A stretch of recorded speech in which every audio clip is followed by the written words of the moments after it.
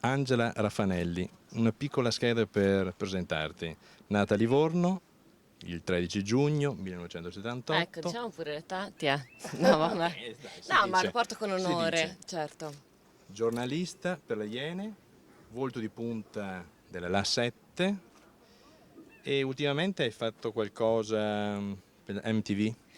Ho fatto ultimamente, nel senso, con MTV ho già lavorato 2 anni fa, ho fatto l'ultima serie di Love Line, il programma sul sesso, insomma, che ha padroneggiato su MTV per 10 anni con Kamila Raznovic ed è stato un rincontro, no? Ci siamo visti abbiamo festeggiato insieme gli MTV Days a Torino. Per chi non lo sapesse, hai studiato anche recitazione al Piccolo Teatro di Chi Milano, l'avrebbe mai detto? poi 10 anni di attrice Mm. e poi mi vai a fare la giornalista alle Iene. Ma in realtà non è che volevo fare la giornalista alle Iene. Ho fatto 10 anni d'attrice, sì, ho fatto il Piccolo Teatro di Milano perché amavo moltissimo la recitazione, amo la recitazione e il teatro di Streller, che ahimè non ho potuto conoscere direttamente perché è morto 3 anni prima che entrassi alla scuola, però ho avuto la fortuna di conoscere un altro grande maestro che comunque è Luca Ronconi e ho studiato seriamente, pazzesco, sì. Però credo che questo sia importante perché io lo dico sempre che per improvvisare, io lo dico, lo dicono insomma, lo dice anche esperienza, non sono l'unica, però per improvvisare bisogna avere una base solida, no? È necessario studiare, se no improvvisi sul niente e racconti niente.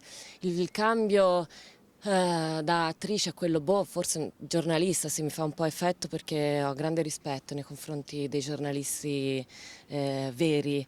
E sì, si può definire giornalismo, insomma, questo lavoro, però ecco, non, insomma, con riverenza e più intrattenimento, insomma, curiosare.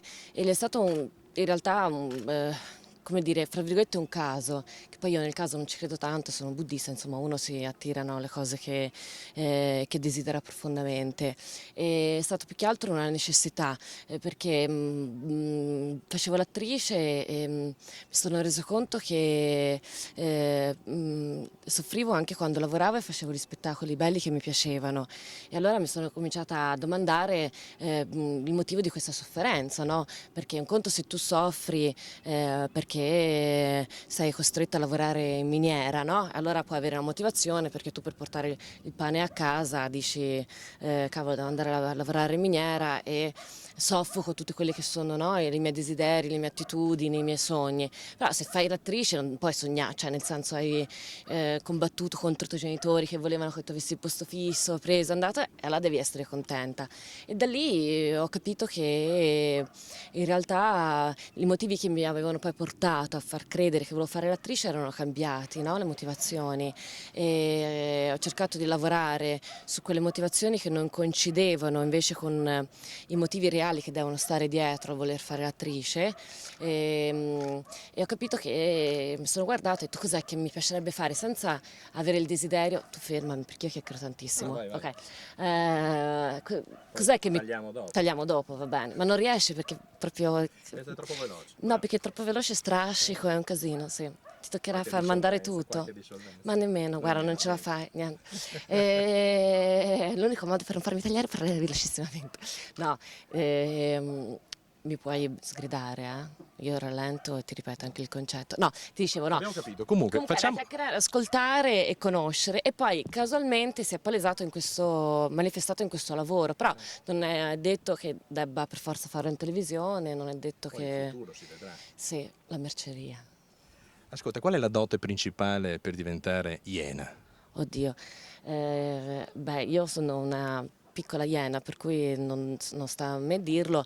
La dote principale è non voler diventare iene. Nel senso, iene non è come dire, un punto di arrivo e non deve essere un obiettivo. noi siamo tutti diversi e siamo tutte delle persone che hanno anche una provenienza non soltanto professionale ma anche di vita completamente diverso. Iene ci si arriva perché è un modo di affrontare la vita, è una necessità. Quindi Iene ci nasci e fare le Iene in TV non è l'unico modo di essere Iena.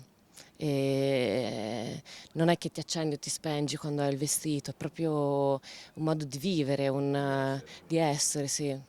Nel programma invece sulla 7 tu ti metti negli panni di qualcun altro. Cosa porti poi in te di questa esperienza? Tutto, tutto non te lo togli più. Cioè, quell'esperienza lì per me è stata come... per me nella vita privata di Angela è stato il passaggio dall'adolescenza, dalla giovinezza all'essere adulto, ma adulto proprio dentro, non perché ho 34 anni, è proprio stato un viaggio senza ritorno. Sono delle cicatrici proprio indelebili, è un'esperienza unica, è come se avessi fatto, non lo so, forse il militare per 7 mesi, ecco. Ci spieghi un attimo il lavoro di redazione? Come vi inventate l'argomento, come lo affrontate, le fonti, come si svolge il vostro lavoro? Guarda, dell'incredibile. Allora, in realtà la redazione delle Iene è eh, ha più l'atmosfera di un laboratorio, nel senso non è televisione, non c'è trucchi, non ci sono parrucche se non necessarie per un travestimento. La redazione tu entri in un open space, vedi attaccati a degli attaccapanni le divise che ce laviamo noi, che a volte hanno anche il collo nero perché non fa in tempo a lavarle, che non sono stirate, è tipo Superman, capito? Stiamo attaccati al telefono, prendiamo, ce le infiliamo e partiamo.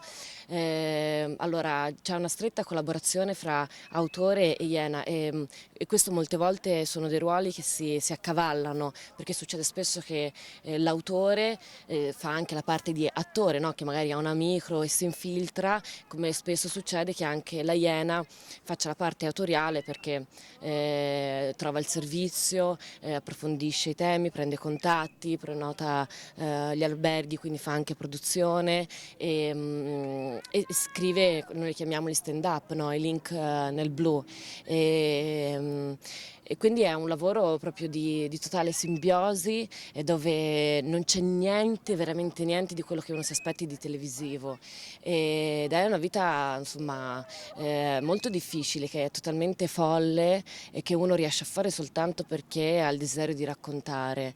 E per noi andare in televisione è proprio l'ultimo step, cioè è il mezzo necessario per raccontare quello che abbiamo scoperto e che abbiamo voglia di condividere e di denunciare, però non è il nostro punto di arrivo, no? È il mezzo più veloce per arrivare a tanta gente.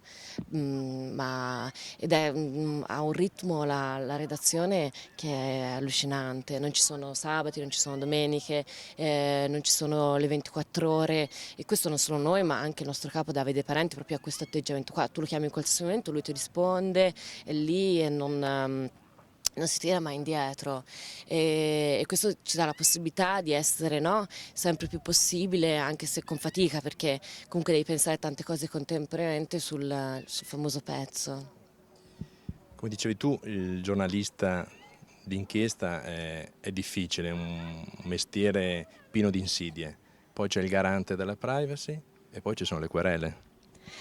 Noi siamo direttamente responsabili di quello che facciamo e diciamo, e veniamo denunciati non come programma ma come persone, quindi sì ci sono le querele, però noi siamo molto attenti, nel senso se poi uno ci fa caso se ne rende anche conto, quando noi partiamo per un servizio che prevede una chiusa aperta, cioè nel senso che tu magari sei un truffatore, io vengo da te e mi paleso, noi prima ci documentiamo che questo sia che quella sia veramente una truffa, infatti se palesemente non lo è usiamo dei sinonimi in maniera tale da non essere correlati. Le querele ci sono, però che devi fare? Cioè, In sostanza tu lavori a fianco con l'avvocato. ma io devo dire che sono, sai, a me più che andare a mettere il dito nella piaga, nel senso vado soprattutto a raccontare storie.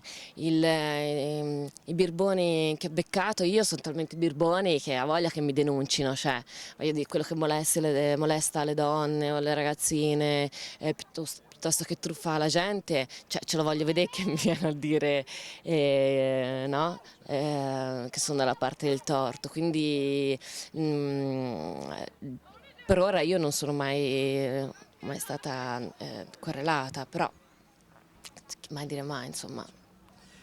A tal proposito, ci racconti una situazione magari imbarazzante o di pericolo che hai dovuto gestire? Ma sai, il pericolo te ne rendi conto che l'hai vissuto soltanto dopo, perché mentre lo vivi tu non contempli il pericolo, ma calcoli la riuscita del servizio, cioè nel senso stai lì a vedere il pericolo che può ostacolare un servizio, ma non quello che tu realmente corri, capito? E non soltanto dopo, quando vedi il girato, dici "Oh, cavolo, wow, mi è andata bene, poteva andare in un altro modo", però è quello che guida, non portare a casa la pelle, ma portare a casa il servizio, che poi di rimando porti a casa anche la pelle, perché se te non torni vivo e sano, il servizio chi lo fa? Chi lo costruisce? Per cui è una conseguenza, ecco, tornare vivi. Sì, insomma. Oggi ci troviamo al Lago Film Fest come giurata, Giuro, sì, giuri, sì. e questo nuovo ruolo come lo vivi e cosa pensi di questa iniziativa? Allora, questa iniziativa penso che sia meravigliosa e non sembra nemmeno di essere in Italia, forse perché siamo particolarmente al nord e è proprio ha un'atmosfera internazionale. E già il fatto che ragazzi così giovani, perché di fatto noi in Italia a 30 anni siamo giovani, cioè c'è chi no, in paesi come la Germania a 28 anni dirigono anche i teatri, noi in Italia facciamo un pochino più fatica, però trovo che veramente sia un festival encomiabile. Sicuramente da vedere ho accettato di venire come giurata, anche se un po' mi fa effetto, perché proprio quando l'ho conosciuto e a me prima non lo conoscevo, ho detto cavolo, ci va, voglio andarci, no? Allora ho detto vabbè, quale modo migliore così sono sicura che vado, mi prendo l'impegno lavorativo e vado, non mi faccio prendere magari da altri lavori e sono sicura che riesco ad andare. Beh, è una bella esperienza, spero. Sai, io non sono proprio prettamente del settore, però sono una buona spettatrice, nel senso che mi piace guardare, soprattutto sento un grandissimo rispetto per qualsiasi persona che provi a fare qualsiasi cosa, no? E credo che forse questo sia l'atteggiamento anche giusto, penso che sia anche quello che mi viene richiesto, visto che non ho una specificità. E quindi io, come al solito, porterò la voce del popolo, sì, del pubblico medio, insomma, di quello. Sincera. Certo, sicuramente, sì, quindi spero che non me ne vogliano, che nessuno mi venga a cercare dicendo brutta merdaccia. Il mio era meraviglioso e te non l'ha capito. Sì, però io scappo, certo. Un grande saluto a tutti gli spettatori di Vive TV.